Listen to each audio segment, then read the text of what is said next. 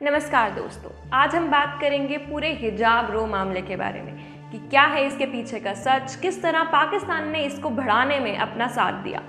तो ये सारा सच हम जानेंगे इस पूरी की पूरी रिपोर्ट में। आप बने रहिए मेरे साथ और जानिए कि क्या चल रहा है पूरे #हिजाब रो मामले में। कर्नाटक के कॉलेज से शुरू हुआ हिजाब विवाद न केवल पूरे देश में फैल गया, बल्कि इस विवाद ने लोगों को दो भागों में विभाजित कर दिया। जहां एक तरफ लोग इसका समर्थन कर रहे थे तो दूसरी तरफ लोग इसके खिलाफ भी हैं। 10 दिन का लंबा समय गुजर जाने के बाद भी ट्विटर पर अब ये चर्चा का विषय है। इस चर्चा में न केवल आम लोग शामिल हैं, बल्कि भारतीय राष्ट्रीय कांग्रेस की महासचिव प्रियंका गांधी वाड्रा, नोबेल पुरस्कार विजेता मलाला यूसुफजई, बॉलीवुड अभिनेत्री ऋचा चड्ढा जैसे प्रसिद्ध लोगों ने भी हाहाकार मचाया हुआ है। वहीं पाकिस्तान की उपस्थिति इस मामले में आग में घी डालने का काम कर रही है। तो आइए जानते हैं #हिजाब रो ट्रेंड क्यों कर रहा है। ये विवाद उस समय शुरू हुआ जब कर्नाटक के उडुपी के एक कॉलेज में कुछ मुस्लिम लड़कियों को हिजाब पहनकर कॉलेज में प्रवेश करने की अनुमति नहीं दी गई। इन लड़कियों का तर्क है कि हिजाब पहनना उनके धर्म का पालन करने के मौलिक अधिकार का एक हिस्सा है।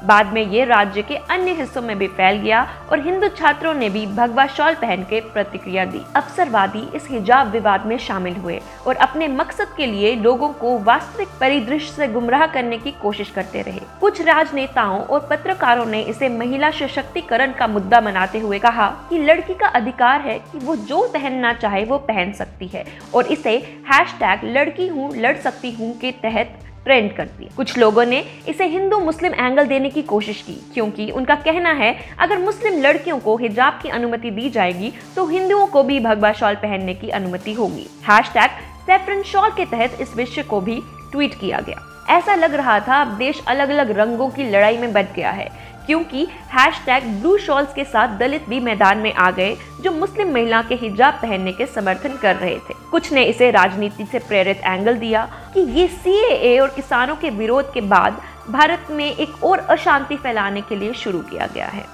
#हिजाब रो के साथ ही #मुस्कान की शुरुआत हुई, जिसने ट्विटर पर सभी का समान ध्यान खींचा।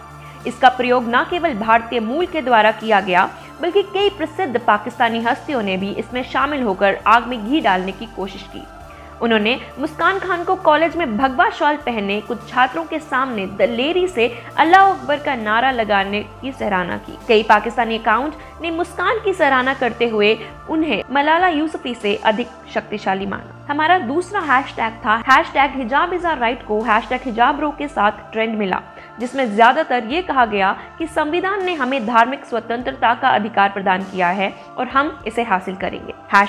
#हिजाब इज आवर प्राइड एक और हैशटैग है जो इसके साथ ही उपयोग हुआ, जिसमें अधिकतम ट्वीट इस तहत को बता रहे थे कि हिजाब उत्पीड़न की बात नहीं है, अपमान की बात नहीं है, ये सिर्फ एक धर्म की बात नहीं है, बल्कि ये सम्मान, गरिमा, मानव अधिकार की बात है और हर गंदी नजर से सुरक्षा करते हैं। इन सभी हैशटैग पे कई वेरीफाइड अकाउंट ने भी ट्वीट किए। हमिद मीर पाक, अंजुम बशीर, अंसर अब्बासी, दसर घीर आदि शामिल हैं। हमारे विश्लेषण के माध्यम से हमें पता चला कि इस मामले पर ट्वीट करने के लिए कई वेरीफाइड अकाउंट पाकिस्तान से थे, जैसे कि आप स्क्रीन पे देख सकते हैं। भारत में पहले से ही फैली हुई इस आग को हवा देने में न केवल वेरीफाइड अकाउंट बल्कि आम लोग भी शामिल थे, जो सब के सब पाकिस्तान से थे, जैसा कि आप अपनी स्क्रीन पे देख सकते हैं। ये सभी hashtag Pakistani users, IAMC Indian American Muslim Council और CFI campus front of India द्वारा समान रूप से इस्तेमाल किए गए। इसी के साथ विभिन्न क्षेत्रीय दलों, राष्ट्रीय और अंतर्राष्ट्रीय मीडिया घरानों ने भी इस प्रवृत्ति का अनुसरण किया, जैसे कि आप देख सकते हैं। कुछ दिन पहले ही अमेरिका स्थित व्यक्तिगत आतंकवादी गुरपंत सिंह पन्नू ने भी मुसलमानों के लिए उर्दूस्तान नामक एक देश की मांग की। इसीलिए ये हम सबको एक ठोस सबूत दे रहा है कि ये लोग कैसे हमें हिजाब रो की आड़ में देश को विभाजन की ओर खींच रहे हैं। ट्विटर पर 600 से ज्यादा वेरीफाइड अकाउंट के जरिए इस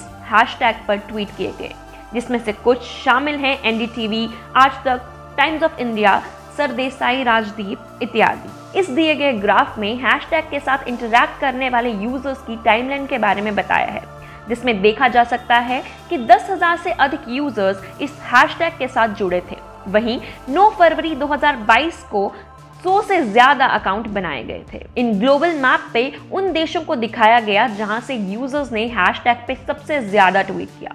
भारत से इस हैशटैग पे 4000 से अधिक ट्विटर यूजर्स ने सबसे अधिक ट्वीट किए हैं।